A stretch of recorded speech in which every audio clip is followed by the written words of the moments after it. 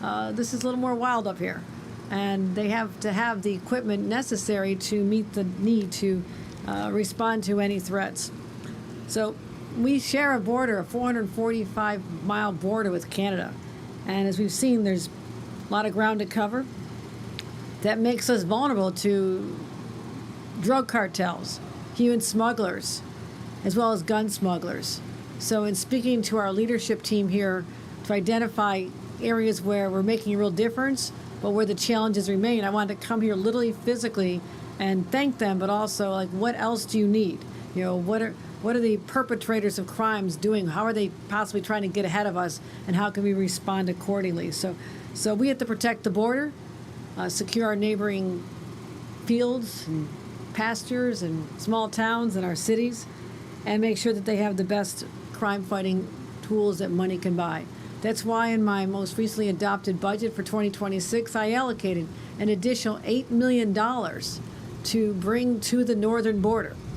First time investing this level of money, coupled with $3 million we did last year. It's $11 million that we have available for the state police. What are they doing with this money? You saw the technology, critically important. Make sure they have top-of-the-line technology, but also making sure that we have the manpower, the woman power to embed and with existing law enforcement. The Joint Terrorism Task Force, we're able to add more personnel there.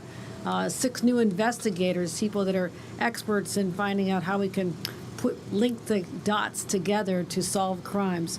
So I was just asking them some of the cases that we've seen. They're quite interesting.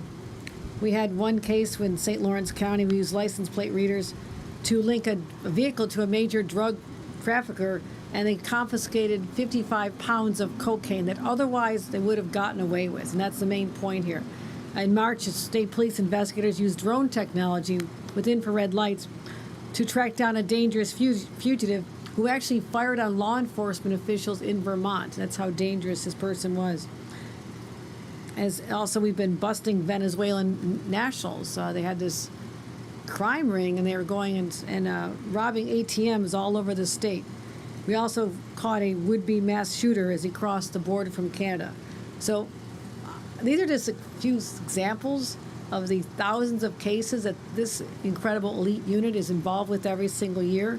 And I also believe my job as the governor is to support them with record levels of funding.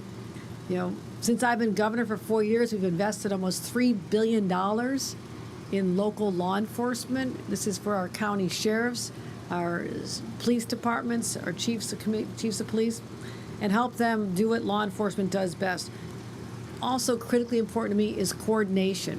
When I first became governor, I wanted to make sure that we are sharing information with neighboring states to break up the iron pipeline of where guns were coming from and drugs were coming from. And this is a model for the rest of the nation. So these are examples of how you keep people safe.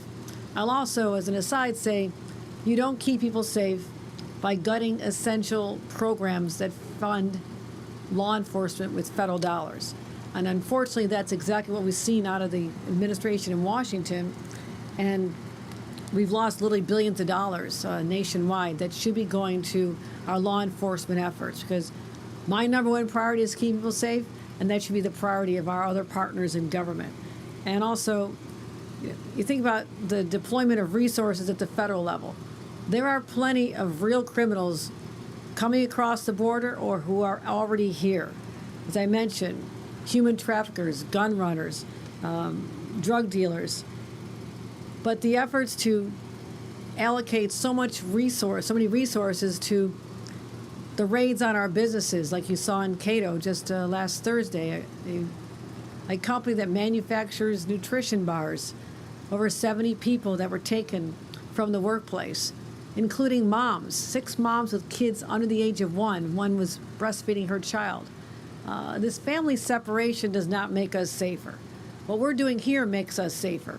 And we're calling on the federal government to understand that the people are counting on us to do what's right.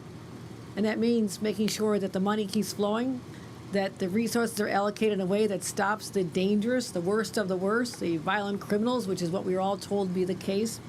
But that is not what's happening here today. So as I said, I'm here today to hear directly from our troopers. I'll continue backing them wholeheartedly, whatever they need. That's my priority. And also to thank them from the bottom of my heart for what they do to keep everyone safe. Before I turn it over, I'll turn it over to State Police Superintendent James, and we'll take a couple of questions in a few minutes. Thank you. Good afternoon, and thank you, Governor. I want to thank you for being here, certainly with us today. You have not hesitated in providing us with the necessary resources for us to carry out our mission, and certainly to continue this endeavor. We're grateful every day for your support. The strategic investments being made for the security, as referenced here today at the northern border, make no mistake that they provide our members with critical resources in the way of personnel. We're still in the process of fulfilling staffing in that regard, technology, and also equipment. And this has a direct impact, a positive impact, on our ability to prevent and detect crime.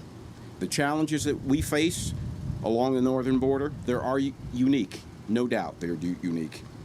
From drugs to firearms trafficking and to human smuggling. Criminal networks, they see the border regions as an opportunity.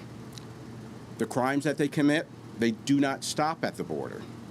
The trafficking of illegal narcotics and guns, they reach into the neighborhoods across our entire state. So with these new resources that you see here today, we are now better equipped to track cross-border criminal activity and share intelligence with our federal, state, and our local partners, and to disrupt the criminal networks before they can endanger other communities. All of our members are fully committed to keeping New Yorkers safe, and this funding will help ensure that we're meeting the challenges that we're facing here today head on. Thank you. Thank you.